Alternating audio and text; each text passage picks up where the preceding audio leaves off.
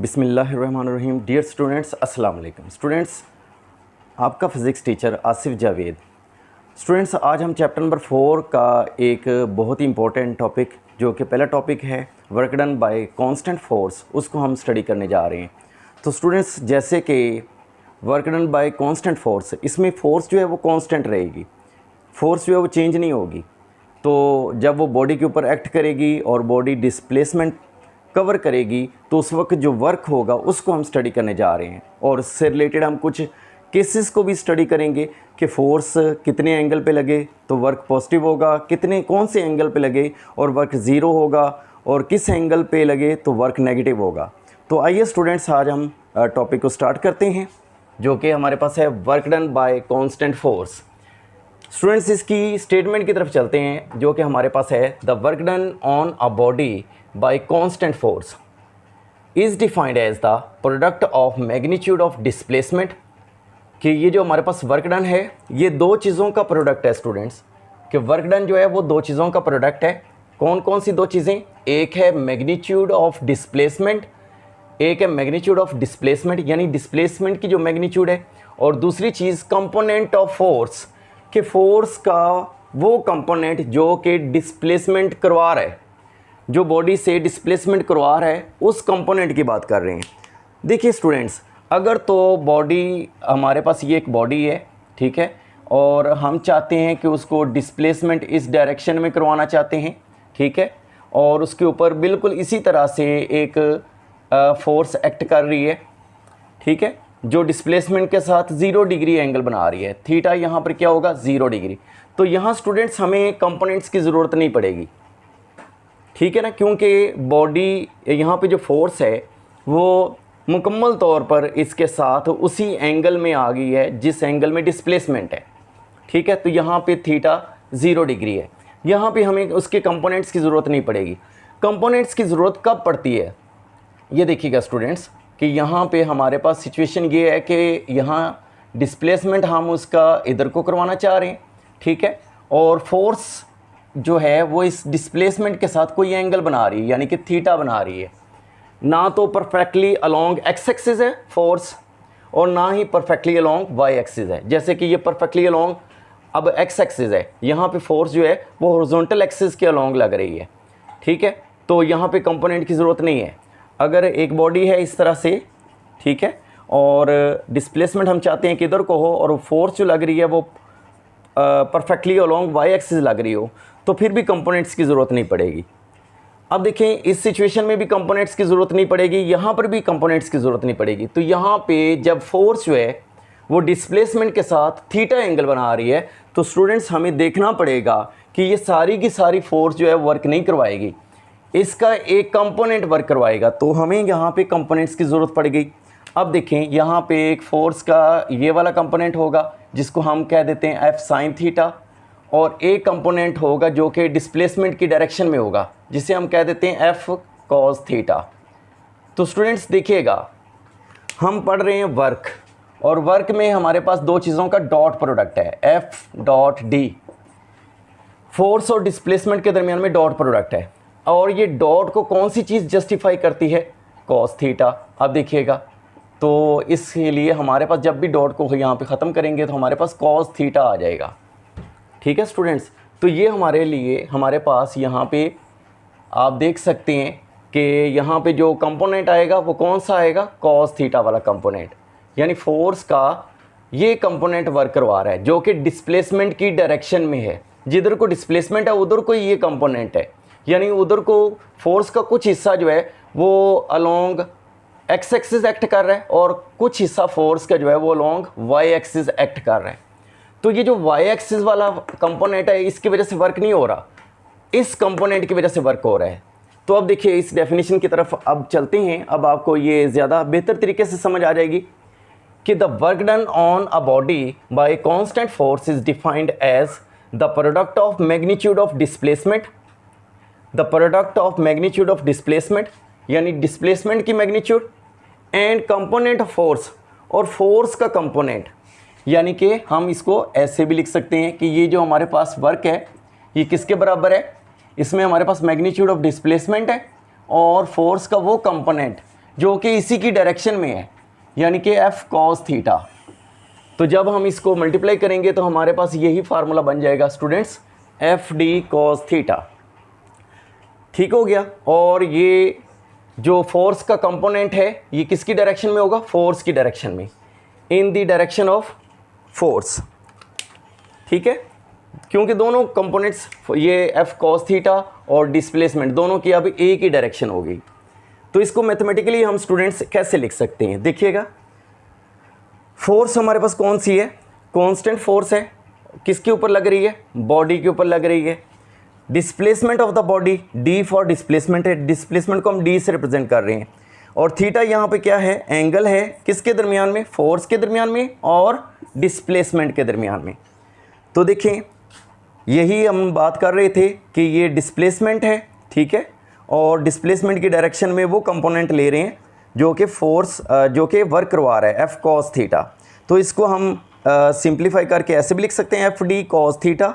और अगर कॉस को यहाँ से रिमूव करें और यहाँ पे हम इसको डॉट की सेंस में भी लिख सकते हैं, वेक्टर फॉर्म में। तो स्टूडेंट्स देखिएगा, अब ये जो हमारे पास दो वेक्टर्स का प्रोडक्ट आ रहा है, ये भी एक वेक्टर क्वांटिटी है, ये भी एक वेक्टर क्वांटिटी है। तो इन दोनों वेक्टर क्वांटिटीज़ का जब आंसर हमारे पास एक स्केलर क्वांटिटी आए तो इसको हम स्केलर प्रोडक्ट भी कहते हैं, इसको हम स्केलर प्रोडक्ट भी कहते हैं, क्योंकि आंसर हमारे पास वर्क जो है वो क्या है, एक स्केलर क्वांटिटी, स्केलर क्वांटिटी है। वर्क एक स्केलर क्वांटिटी है, क्योंकि वर्क को अंडरस्टैंड करने के लिए हमें किसी डायरेक्शन की ज़रूरत नहीं पड़ती, ठीक है ना। वर्क एक मोटर भी करवा सकती है, वर्क इंजन भी करवा सकता है। तो कभी भी मोटर वर्क करवा रही है तो उसके लिए हमें डायरेक्शन की ज़रूरत नहीं पड़ती। अब देखिए स्टूडेंट्स, इसके बाद एक और डेफिनेशन भी वर्क की हमारे पास है कि work can also be defined as the dot product of force and displacement. तो ये जो वर्क है ये हमारे पास किस चीज़ का डॉट प्रोडक्ट है, फोर्स और डिस्प्लेसमेंट के दरमियान में डॉट प्रोडक्ट है। क्वांटिटी कौन सी है students, work is a scalar quantity, जिसको हम पहले ही डिस्कस कर चुके हैं। इसके यूनिट की तरफ चलते हैं स्टूडेंट्स। तो ये देखिएगा, वर्क हमारे पास उसका यूनिट को डिस्कस कर रहे हैं, तो इसको पहले फार्मूले को लिखते हैं हम, फोर्स और डिस्प्लेसमेंट का प्रोडक्ट है। तो फोर्स को किस में मेजर करते हैं, न्यूटन में, और डिस्प्लेसमेंट को मीटर में। तो इसलिए जो हमारे पास वर्क कितना होगा वो 1 जॉल होगा। ठीक है स्टूडेंट्स, तो 1 जॉल जो है वो न्यूटन मीटर के बराबर है। अब देखिएगा, इसकी जॉल की डेफिनेशन की तरफ चलते हैं कि वो क्या है। कहते हैं कि when 1 newton force acts on a body, कि 1 न्यूटन फोर्स बॉडी के ऊपर लग रही हो, ठीक है। जैसे कि ये हमारे पास एक बॉडी है और इसके ऊपर एक फोर्स कितनी लग रही है, फोर्स लग रही है 1 न्यूटन फोर्स लग रही है, और बॉडी यहाँ से यहाँ तक कितना डिस्प्लेसमेंट कवर कर जाए, 1 मीटर का जो डिस्प्लेसमेंट है उसने कवर कर दिया है फ्रॉम पोजीशन ए से पोजीशन बी तक। कि उसके ऊपर कितनी फोर्स लगी है, 1 न्यूटन फोर्स लगी है, और उसने डिस्प्लेसमेंट कवर किया है 1 metre from position A to position B. तो उस वक्त स्टूडेंट्स जो वर्क होगा ना वो 1 जॉल के बराबर होगा। वर्क कितना होगा, 1 जॉल के बराबर। और 1 जॉल के बारे में हम ये कह सकते हैं कि फोर्स कितनी लगी थी, 1 न्यूटन लगी थी, और उसने डिस्प्लेसमेंट कितना कवर किया है, 1 मीटर। ठीक है, तो अगर हम ये फार्मूला अपनी जहन में रखें, माइंड में रखें, न्यूटन मीटर के 1 न्यूटन फोर्स लगी है और 1 मीटर का डिस्प्लेसमेंट कवर किया है, तो वर्क कितना होगा, 1 जॉल। तो हमें ये डेफिनेशन आसानी से याद हो जाएगी कि when 1 newton force acts on a body and it covers a displacement of 1 metre in the direction of force, the work done is said to be 1 joule। ठीक हो गया। अब देखिए स्टूडेंट्स, इसके डायमेंशन की तरफ चलते हैं। तो डायमेंशन के लिए हमारे पास न्यूटन मीटर है, जॉल, और न्यूटन किसके बराबर होता है स्टूडेंट्स, वो हम जानते हैं किलोग्राम मीटर पर सेकंड स्क्वायर। मीटर की जगह पे मीटर ही लिख देंगे, तो ये किलोग्राम एज इट इज़ आ गया, और ये मीटर और ये वाला मीटर दोनों मल्टीप्लाई हो रहे हैं, तो इनकी पावर्स आपस में ऐड होकर मीटर स्क्वायर बन जाएगा, और सेकंड की पावर -2 है। तो किलोग्राम का जो हमारे पास डायमेंशन होती है वो मैस है, कैपिटल M लिखा जाता है, किलोग्राम असल में मैस है, और मीटर स्क्वायर ये लेंथ है, L का स्क्वायर, और ये हमारे पास S⁻² ये टाइम को डिफ़ाइन कर रहा है। तो यहाँ पे हमारे पास T⁻² आ जाएगा। तो ये हमारे पास स्टूडेंट्स जो वर्क की डायमेंशन है वो हमारे पास आ चुकी है, ठीक है। जाउल की जो डायमेंशन है वो हमारे पास है ml² T⁻⁻।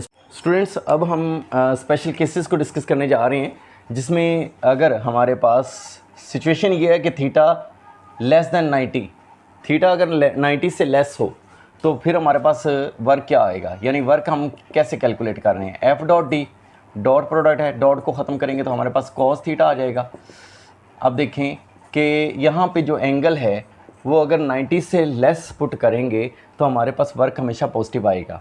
90 से लेस दैट मीन्स के 90 से लेस है तो 89 पुट करें, 60 पुट करें, 50 पुट करें, 40 पुट करें, 30 पुट करें, तो हमारे पास हमेशा जो वर्क आएगा वो हमेशा पॉजिटिव वर्क आएगा, ठीक है।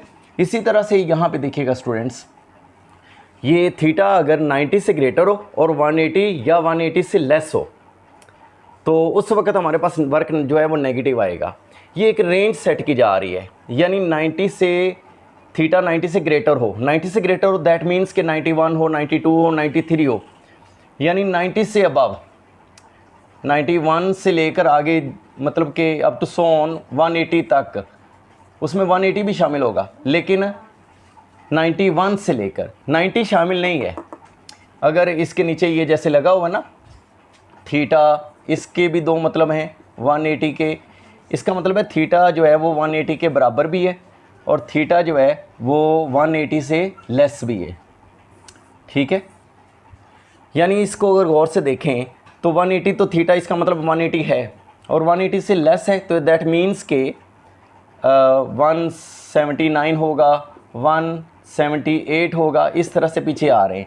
और इधर कहाँ से 90 से अबव, 90 से अबव से मुराद 91 हो, 92 हो, तो इसका मतलब है कि 91 से लेकर 180 तक अगर कोई भी एंगल पुट करते हैं तो हमारे पास जो वर्क है वो नेगेटिव आएगा। यानी वर्क का जो हमारे पास फार्मूला है ना W = FD cos थीटा, तो यहाँ थीटा की वैल्यू जो है वो 91 से लेकर 180 तक अगर कोई भी पुट करते हैं तो हमारे पास वर्क नेगेटिव आएगा। इसके बाद देखें थीटा = 90 डिग्री। अगर स्टूडेंट्स हमारे पास थीटा 90 डिग्री हो तो उस वक़्त क्या वर्क होगा। ये एक हमारे पास बॉडी है और हम चाहते हैं कि इसका डिस्प्लेसमेंट इस डायरेक्शन में हो, ठीक है, और उसके ऊपर जो फोर्स लग रही है थीटा = 90 डिग्री, यानी फोर्स जो लग रही है और डिस्प्लेसमेंट इधर को है, फोर्स ऊपर से नीचे की तरफ लग रही है, तो इनके दरमियान में थीटा = 90 डिग्री है।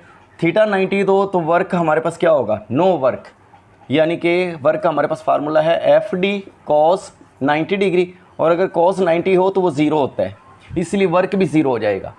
अगर थीटा हम 0 डिग्री पुट कर देते हैं स्टूडेंट्स, थीटा अगर 0 डिग्री पुट कर देते हैं तो इसका क्या मतलब होगा। थीटा 0 डिग्री का मतलब ये होता है कि एक बॉडी है और उसका डिस्प्लेसमेंट इस डायरेक्शन में है, तो फोर्स भी इसी डायरेक्शन में लग रही है उसके ऊपर, तो फोर्स और डिस्प्लेसमेंट एक ही डायरेक्शन में है, तो इनके दरमियान में थीटा कितने का होगा, 0 डिग्री होगा, क्योंकि दोनों ही एक डायरेक्शन में है। तो इसलिए हमारे पास जो वर्क आएगा वो हमारे पास आएगा FD cos 0 डिग्री। तो cos 0 कितना होता है, 1 होता है, तो FD हमारे पास आ जाएगा, वर्क हमारे पास आ जाएगा FD, यानी कि मैक्सिमम वर्क, ठीक है। तो ये 4 केसेस थे। इसके बाद हम ग्राफिकल रिप्रेजेंटेशन की तरफ चलते हैं। Graphically area under the force displacement curve, यहाँ पे हम जो ग्राफ बना रहे हैं ना, दो चीज़ों के दरमियान बना रहे हैं। एक डिस्प्लेसमेंट है जो कि हमारे पास अलोंग एक्स एक्सिस है और अलोंग वाई एक्सिस हमने फोर्स को लिया है। तो अब देखें स्टूडेंट्स कि डिस्प्लेसमेंट बॉडी का जो डिस्प्लेसमेंट है वो इस तरह से हॉरिजॉन्टली है और उसके ऊपर जो फोर्स लग रही है वो कांस्टेंट फोर्स है, यानी कि फ़ोर्स की वैल्यू हर जगह सेम है। शुरू में स्टार्टिंग पॉइंट पर भी फोर्स जितनी थी उतनी ही आगे भी जाके हर पॉइंट पर इस तरह से। तो इस तरह से हमारे पास जो एक हॉरिजॉन्टल लाइन हासिल होती है, horizontal line, horizontal straight line, ठीक है। ये हमारे पास ग्राफ आ रहा है फोर्स और डिस्प्लेसमेंट का, ठीक है। तो इस ग्राफ के अगर एरिया, जितना भी एरिया है इस ग्राफ के, एरिया अंडर द ग्राफ वो वर्क डन के बराबर होगा। अब कैसे चेक कर लेते हैं। Graphically area under the force displacement curve represents the work done by force. If we plot graph between force and displacement then area under the graph is equal to, अब देखें कि एरिया अंडर द ग्राफ, अब ये क्या area है, ये हमारे पास कौन सी शेप बन रही है, ये हमारे पास एक रेक्टेंगल बन रही है। और रेक्टेंगल का एरिया निकालना हो तो हम जानते हैं कि अगर ये हमारे पास एक रेक्टेंगल है, ठीक है, और रेक्टेंगल की लेंथ हमारे पास d के बराबर है और उसकी विड्थ जो है हमारे पास वो फोर्स के बराबर है, तो फोर्स और डिस्प्लेसमेंट अगर इन दोनों को मल्टीप्लाई करेंगे तो हमारे पास उसका एरिया आ जाएगा। तो देखें लेंथ और विड्थ को मल्टीप्लाई करें तो लेंथ हमारे पास डिस्प्लेसमेंट के बराबर है, विड्थ हमारे पास फोर्स के बराबर है, तो लेंथ और विड्थ को मल्टीप्लाई करेंगे तो हमारे पास वर्क आ जाएगा। देखें कि हमारे पास एरिया अंडर द ग्राफ किसके बराबर आ गया, वर्क डन। तो if force F makes an angle theta, अगर फोर्स जो है वो एंगल थीटा बना रही है कि बॉडी इस तरह से हमारे पास है, ये डिस्प्लेसमेंट है, डिस्प्लेसमेंट के साथ फोर्स एंगल थीटा बना रही है, ठीक है, विद हॉरिजॉन्टल यानी हॉरिजॉन्टल सरफेस के साथ या डिस्प्लेसमेंट के साथ अगर फोर्स का जो एंगल है वो क्या है, थीटा है, तो ग्राफ हमारे पास किसके बराबर होगा, F cos थीटा, यानी फोर्स का वो कंपोनेंट लेंगे जिसकी वजह से वर्क हो रहा है, वो वर्क किसकी वजह से हो रहा है, F cos थीटा की वजह से हो रहा है, F cos थीटा की वजह से हो रहा है, और डिस्प्लेसमेंट D, तो हमारे पास वर्क के लिए फार्मूला क्या बन जाएगा students, W is equal to F D cos theta. तो स्टूडेंट्स उम्मीद है आपको इस टॉपिक की समझ आ गई होगी, जिसमें हमने वर्क को कांस्टेंट रखा हुआ था और work done by constant force, इसको हम स्टडी कर रहे थे। तो अगर आपका कोई क्वेश्चन हो तो आप इनबॉक्स कर सकते हैं, कमेंट कर सकते हैं, और अपना ख्याल रखिएगा। अल्लाह हाफिज़।